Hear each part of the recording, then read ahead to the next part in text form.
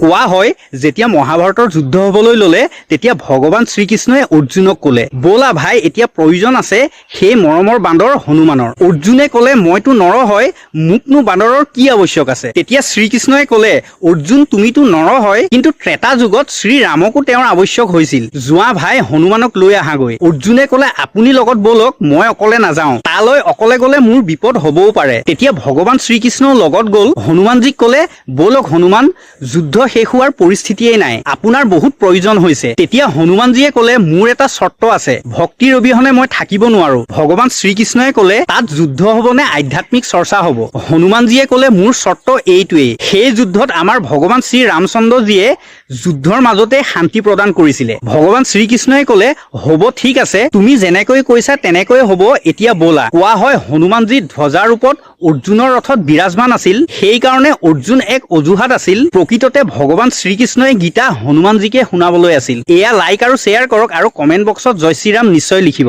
আৰু এনেকুৱা কণ্টেণ্টৰ কাৰণে ছাবস্ক্ৰাইব ফ'ল' কৰি লওক। জয় শ্ৰীৰাম।